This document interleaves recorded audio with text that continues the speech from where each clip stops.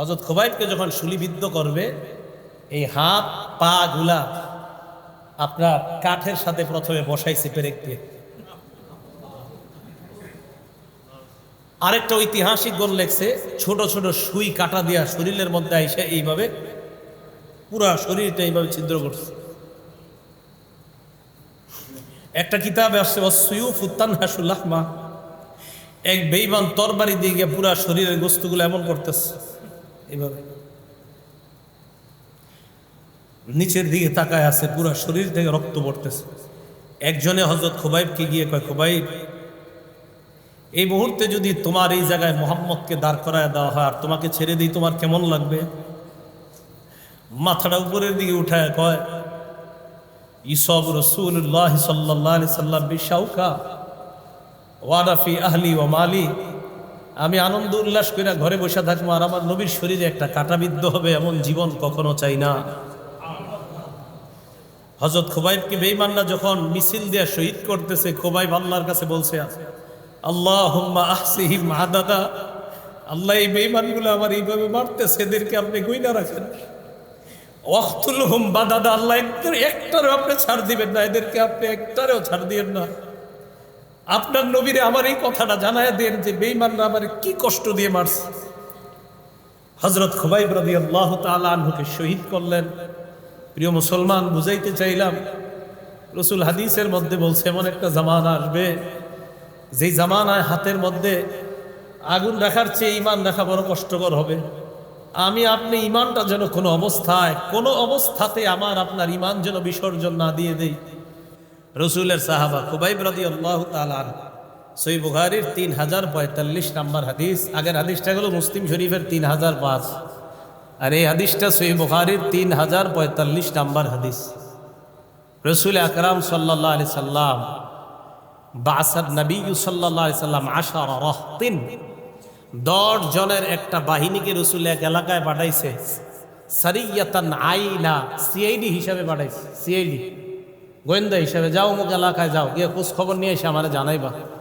রওনা করার পর যুকিরু লিহাইয়িম বনি লিহিয়ান ইউকালু লাহু বনু লাহিয়ান, যুকিরু লিহাইয়িম বনি হুযাইল ইউকালু লাহু বনু লাহিয়ান। একটা এলাকা আছে নাম হুযাইল, এই হুযাইল গোত্রের একটা ছোট্ট এলাকার নাম হলো বনু লাহিয়ান। আপনাদের এই এলাকার তো গ্রাম আছে, তো একটা গ্রামের নাম বনু লাহিয়ান। এই লাহিয়ান গ্রামের লোকদের মধ্যে আলোচনা হইল, আচ্ছা মদিনার একদল সাহাবা যারা নাকি ঈমান আনছে, এরা নাকি এই এলাকা দিয়ে কোথায় যাইতেছে। ফানাফারু লাহুম করিবা মিন মিআতাই রাজুলিন কুল্লুহুম রাম, মুসলমানদের পিছনে 10 জন মুসলমানের পিছনে 200 তীরন্দাজকে তারা লাগায় দেয়। মুসলমান কয়জন? 10 জন। তীরন্দাজ বাহিনী তারা 200 জনকে মুসলমানের পিছনে লেলিয়ে দেয়। তীরন্দাজ বাহিনী মুসলমানদেরকে ধাওয়া করতে লাগলো। ফাক্তাসু আসারহুম, তারা তাদের পদাঙ্ক অনুসরণ করতে করতে পিছনে ধাওয়া করতে লাগলো। দেখেন এই জায়গায় কিন্তু ধাওয়া করার মতো কোনো পরিস্থিতি নাই, শুধু শুধু মুসলমানদেরকে 200 তীরন্দাজ আন্দাজে তাদের পিছনে ধাওয়া করা শুরু করে দেয়। মনে রাখবেন, ইসলাম আক্রমণ করা শিক্ষা দেয় না, বরং অন্যরা আক্রমণ করে ইসলাম আক্রমণ প্রথমে সহ্য করে এরপর পাল্টা আক্রমণ চালায়। এদের পিছিয়ে যাইতে যাইতে যাইতে যাইতে চিন্তা করতেছে এরাই তারা কিনা, মানে টেনশন আবার এরাই কিনা নাকি অন্য কেউ গেল। হাত্তা ওয়াজাদু মাকালাহুম তামারান তাজাওয়াদুহু মিনাল মাদিনা, যাইতে যাইতে এক জায়গায় গিয়ে দেখে খেজুর। ওই জামানার বেঈমানদের মাথা ছিল খুব শার্প, তাদের মেধা ছিল খুব বেশি, কারণ তারা মোবাইল চালাইতো না। খেজুর দেখার পর ভালো করে খেজুরটা তাকায় দেখে, হ্যাঁ এটা মদিনার খেজুর, তার মানে আমরা ঠিক জায়গায় আসছি। 10 জনকে আমরা ধাওয়া করছি, যেই 10 জন, এই 10 জনকে তার মানে আমরা সঠিক জায়গায় আসছি। ভালো করে মনে রাখবেন, এই 10 জন সাহাবার আমির যাকে নবী বানিয়ে দিলেন, আম্মার আলাইহিম আসিম ইবনে সাবিত রাদিয়াল্লাহু তাআলা আন, এই 10 জনের সেনাপতি যাকে নবী বানাইলেন তার নাম আসিম। বলেন কি নাম? আসিম রাদিয়াল্লাহু তাআলা আন বুঝতে পারলেন বেঈমানরা আমাদেরকে ধাওয়া করতেছে, কি করা যায়। ফালাজাউ ইলা ফাদফাদিন, উঁচু একটা ভূমিতে তারা উঠছে। ওয়াকাদ আহাতা বিহিমুল কওম, উঁচু জায়গায় উঠার পর নিচে 200 তীরন্দাজ ওই উঁচু জায়গাটাকে ঘেরাও করে নেয়। সাহাবারা উপর দিকে তাকায়, উপর থেকে নিচের দিকে তাকায় দেখে তীরন্দাজ বাহিনী তাদের দিকে তীর এইভাবে তাক করে আসে। বেঈমানরা নিচ থেকে কয় আনজিলুনা, তাড়াতাড়ি তোমরা নামো, ওয়া আতুনা বিআইদিকুম, আমাদের হাতে তাড়াতাড়ি সারেন্ডার করো। লা নাকতুলু মিনকুম আহাদা, আমরা ওয়াদা করলাম তোমাদেরকে হত্যা করব না। ওয়ালাকুমুল আহদু ওয়াল মিসাক, ওয়াদা করলাম, অঙ্গীকার করলাম হত্যা করব না, তোমরা নামো। এই কথা বলার পর সাহাবাদের আমির সাহেব আসিম ইবনে সাবিত রাদিয়াল্লাহু তাআলা আনহু বললেন, লা আনজিলুল ইয়াউমা ফি জিম্মাতি কাফির, আমি কোন কাফেরের কথায় নিচে নামবো না, আমি কাফেরদের কথা বিশ্বাস করি না। আমি বিশ্বাস করি না তোমার কথা, আমি কোনো কাফেরের জিম্মায় নিচে নামবো না। এই কথা বলার পর হযরতে আসিম আল্লাহর নবীকে বললেন, আল্লাহুম্মা আখবির আন্না নাবিয়াক, মাবুদ আমাদের এই অবস্থাটা তোমার নবীকে তুমি জানা দাও, আমরা বিপদে আছি, বেঈমানরা আমাদেরকে ঘেরাও করে রাখছে, আমাদেরকে যাদের সাথে পাঠাইছে তারা গাদ্দারি করে বেঈমানদের হাতে আমাদেরকে দিয়ে দিছে। এই কথা বলার পর হযরতে আসিমকে নিচ থেকে তারা তীর মারা শুরু করছে। ফাকাতালুহু ফি সাবআ, আসিম রাদিয়াল্লাহু তাআলা আনহু সহ 7 জন মুসলমানকে তারা শহীদ করে দেয়। কয়জন আছে? কয়জন? 3 জন। হাবাত সালাসাতু রাহতিন বিল আহদি ওয়াল মিসাক, ওই বাকি 3 জন নিচে নামছে, এই অঙ্গীকারে নিচে নামছে যে তাদেরকে কিছু করবে না, হত্যা করবে না, কিছু করবে না। বাকি 3 জন নামছে। খুব ভালো করে এই 3 জনের ইয়াটা শোনেন। 3 জনের মধ্যে একজনের নাম খুবাইব রাদিয়াল্লাহু তাআলা আন, আরেকজনের নাম ইবনুদ দাসিনা, ওয়া রাজুলুন আখর, আরেকজনের নাম বুখারী শরীফের বর্ণনায় নাই। 3 জনের 2 জনের নাম আছে, আরেকজনের নাম নাই। নিচে নামার পর আতলাকু আওতারা কিসসিহিম, 3 মুসলমান নিচে নামার পর তাদের ধনুকের তীরের রশিগুলা তারা খুলছে, খোলার পর আউসাকুহুম, তাদের রশিগুলা দিয়ে তাদেরকে বাঁধছে, ওয়াদা করছে কিচ্ছু করবো না। নিচে নামার পর রশিগুলা খুলছে, খোলার পর তাদেরকে বাঁধছে। বাঁধার পর ওই যে 3 নাম্বার যার নাম নাই হাদিসে, 2-3 জনের মধ্যে যার নাম নাই হাদিসে, উনি বললেন হাদা আউয়ালুল গদরি, এই তো তোমাদের প্রথম গাদ্দারি শুরু, তোমরা না বললা কিছু করবে না, এই তো গাদ্দারি শুরু করলা। এই কথা বলার পর তিনি বললেন, লা আসহাবুকুম, আমি তোমাদের সাথে যাব না। ইন্নালি ফিহা উলাই উসওয়াতান, আমার ভাই যারা শহীদ হয়েছে আমি তাদের সাথে হতে চাই। বেঈমানরা তাকেও শহীদ করে দেয়। আছে আর কয়জন? এই 2 জনকে বাউহুমা ফি মক্কা, মক্কার কাছে বিক্রি করে দেয়। মক্কার জনগণ এই 2 জনকে ক্রয় করে নেয়। 2 জনের মধ্যে বাকি আরেকজন ইবনুদ দাসিনা, তাকেও শহীদ করে দেওয়া হয়। বাকি আছে কয়জন? এই একজনের ঘটনাটা মন দিয়ে শোনেন। খুবাইব রাদিয়াল্লাহু তাআলা আন ইবতা খুবাইবান বনুল হারিস, হযরতে খুবাইবকে যারা কিনছে তারা হলো হারেসের সন্তান। এই শব্দটা মনে রাখেন, হযরত খুবাইবকে যারা কিনছে তারা হলো হারেসের সন্তান। বলেন কার সন্তান? এখন প্রশ্ন হলো, হারেস নামক ব্যক্তির সন্তানরা খুবাইবকে কেন কিনছে? ওয়া কানা খুবাইবুন কদ কতালাল হারিস ইয়াউমা বাদরিন, খুবাইব এই হারেসকে বদরের যুদ্ধের দিন হত্যা করছিল। তো বাবা হত্যার প্রতিশোধ দেওয়ার জন্য ছেলেরা খুবাইবকে কাফেরদের থেকে কিনে নিছে। আবার বলছি, হযরত খুবাইব হারেস নামক ব্যক্তিকে বদরের যুদ্ধে হত্যা করছে। হযরত খুবাইব হারেসকে বদরের যুদ্ধে হত্যা করছে, আর হারেসের ছেলেরা ওই বাবা হত্যার প্রতিশোধ নেওয়ার জন্য খুবাইবকে ওই 200 জনের কাছ থেকে কিনে নিয়েছে, যে খুবাইবকে মেরে তারা বাবা হত্যার প্রতিশোধ নেবে। এতটুকু বুঝে আসছে সবার? হযরতে খুবাইব বাসায় গেছে, বাড়িতে নিয়ে গেছে হারেসের। ফালাবিসা খুবাইবু ইনদাহুম আসীরা, হযরত খুবাইব তাদের কাছে বন্দী অবস্থায় কাটাইতেছে। দেখেন কি হয় এখানে। ওই বাড়িতে হারেসের একটা মেয়ে আছে। খুবাইবকে যারা অ্যারেস্ট করে নিছে তার মানে তাদের একটা বোন আছে। না বুঝতে বললেন এই জায়গাটায় একটু ব্যস্ত লাগালে অনেকে। খুবাইবকে যারা অ্যারেস্ট করে নিছে তাদের একটা বোন আছে। তো বোন কার মেয়ে হবে? হারেসের মেয়ে। লাগবে না, আওয়াজ হবে। হারেসের ছেলেরা অ্যারেস্ট করে নিয়ে গেছে খুবাইবকে। এই হারেসের একটা মেয়ে আছে। মেয়েটা হলো কারা? তাহলে মেয়েটা সম্পর্ক কি হবে? ওই ছেলেদের বোন। এই বোনটা মানে আমাদেরকে এই বাসার ঘটনা শোনাইছে। বোনটা কেন বাসার ঘটনা শোনাইছে? এই মেয়েটা হযরত খুবাইব শহীদ হওয়ার পর, খুবাইবকে শহীদ করছে, শহীদের ঘটনাটা বলতেছি। হযরত খুবাইবকে শহীদ করার পর এই মেয়েটা মুসলমান হয়েছে, তাদের বোনটা হারেসের মেয়েটা মুসলমান হওয়ার পর সাহাবারা প্রশ্ন করছিল, আচ্ছা তোমগো বাড়িতে খুবাইবকে বন্দি করে রাখছিলা তাই না? কয় হ্যাঁ। একটু বলো তো আমগো ভাই খুবাইবরে কেমনে মারছিলা তোমরা, একটু বলো তো। তো উনি বর্ণনা দিছিলেন, কি বর্ণনা দেখেন। খুবাইব আমাদের বাসায় ছিল অনেকদিন, আমার ভাইয়েরা খানা পিনা কিচ্ছু দিত না।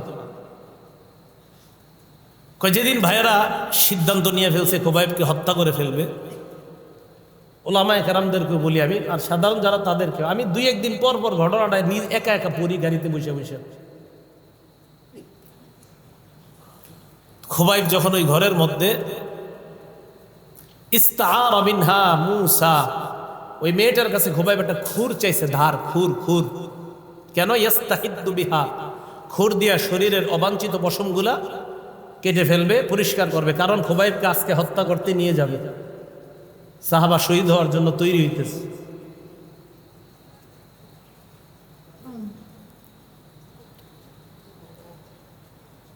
ওই মেয়েটা বলে, আমি তাকে খুর দেওয়ার পর আখজা ইবনানলি, আমি হঠাৎ তাকায় দেখি আমার ছেলেটা খুবাইবের কোলে। ও আনা গাফিলা হিনা আতা, আমার অসতর্কতা বশত আমার ছেলেটা খুবাইবের কাছে গেছে। ওয়াল মূসা বিয়াদিহি, খুর খুবাইবের হাতে। আমি ভয় পেয়ে গেছি, ফাজিআতু ফাজআ, আমি ভয় পেয়ে গেলাম। ইন্না লিল্লাহ, তার হাতে খুর, আবার আমার ছেলে তার কোলের মধ্যে বসা। খুবাইব আমার চেহারার দিকে তাকায়া আরাফাহা ফি ওয়াজহি, বুঝতে পারছে আমি ভয় পেয়ে গেছি। খুবাইব কয় আতাখশাইনা আন আকতুলা, তুমি কি ভয় পাচ্ছ আমি তোমার সন্তানকে হত্যা করব? লাম আকুন আফআল যালিক, আমরা মুসলমান কখনো কারো দুর্বলতায় আঘাত করি না আমরা, তুমি ভয় পাওয়ার কিছু নাই। খুবাইবকে বাইর করে নিয়ে গেছে, নিয়ে যাওয়ার পর আশেপাশের লোকজন যাদের সব জড়ো করে নিয়ে যাইতেছে, সব বেঈমানরা যাইতেছে তামাশা দেখবে যে একটা মুসলমানকে হত্যা করা হবে, এটা সবাই দেখবে। আমি মাঝে মাঝে চিন্তা করি, ওনারে যখন হাঁটায় নিয়ে গেছে কেমন লাগছে ওনার। নবীর একজন সাহাবা, সবার সামনে একটা মুসলমান আর পিছনে সব বেঈমান। এক জায়গায় নিচে নেওয়ার পর সেখানে শুল বানাইছে, শুলিবিদ্ধ করে তাকে হত্যা করবে। হযরত খুবাইবকে ওখানে নিয়ে যাওয়ার পর একজন বেঈমান কয়, পুরো চাওয়া আছে শেষমেশ। খুবাইব রাদিয়াল্লাহু তাআলা আনহু জবাব দিলেন, উসাল্লি রাকাতাইন, 2 রাকাত নামাজ পড়। নামাজে দাঁড়াইছে, দাঁড়ানোর পর নামাজের সালাম ফিরায়া খুবাইব তাদেরকে বলেন, লাউলা আন তাসুন্নু আন্না মা বি ওয়াজ, আমার আশঙ্কা হয়েছে তোমরা আমাকে মনে করবা যে আমি মনে হয় ভয়ে নামাজ দেরি করতেছি। ইন্তেকালের আগেও আমি একজন মুসলমান হিসাবে তোমাদেরকে এই হাসি হাসতে দিব না যে তোমরা আমার এটা মনে করবা মুসলমান মরণকে ভয় পায় না। আমি নামাজে মজা পাইতেছিলাম, শুধু তোমরা আমারে ভুল ধারণা করবা, তাই তাড়াতাড়ি সালাম ফিরাইছি। আমি মরণকে ভয় করি না, এই ভুল ধারণা কখনো করবা না। যদি এই ধারণা তোমাদের না হতো তো নামাজ আরো দীর্ঘায়িত করতাম।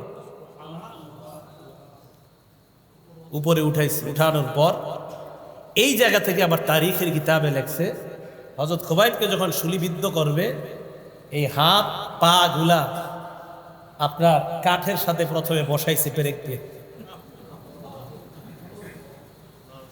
আরেকটা ঐতিহাসিক গোল লেখছে, ছোট ছোট সুই কাটা দিয়া শরীরের মধ্যে আইসে এইভাবে পুরা শরীরটা এইভাবে ছিদ্র করছে। একটা কিতাবে আসছে ওয়াসসুয়ুফু তানহাসুল লাহমা, এক বেঈমান তরবারি দিয়ে গিয়ে পুরা শরীরের গোস্তগুলো এমন করতেছে এইভাবে, নিচের দিকে তাকায় আছে, পুরা শরীর থেকে রক্ত পড়তেছে। একজনে হযরত খুবাইবকে গিয়ে কয়, খুবাইব এই মুহূর্তে যদি তোমার এই জায়গায় মুহাম্মদকে দাঁড় করায় দেওয়া হয় আর তোমাকে ছেড়ে দিই, তোমার কেমন লাগবে? মাথাটা উপরের দিকে উঠায় কয়, ইসব রাসূলুল্লাহ সাল্লাল্লাহু আলাইহি সাল্লাম বিশাউকা ওয়ানা ফি আহলি ওয়া মালি, আমি আনন্দ উল্লাস করে ঘরে বসে থাকবো আর আমার নবীর শরীরে একটা কাঁটাবিদ্ধ হবে, এমন জীবন কখনো চাই না। হযরত খুবাইবকে বেঈমানরা যখন মিছিল দিয়ে শহীদ করতেছে, খুবাইব আল্লাহর কাছে বলছে, আল্লাহুম্মা আহসিহিম আদাদা, আল্লাহ এই বেঈমানগুলো আমার এইভাবে মারতেছে, এদেরকে আপনি গুইনা রাখেন। ওয়াকতুলহুম বাদাদা, আল্লাহ একটারও আপনি ছাড় দিবেন না, এদেরকে আপনি একটারও ছাড় দিবেন না।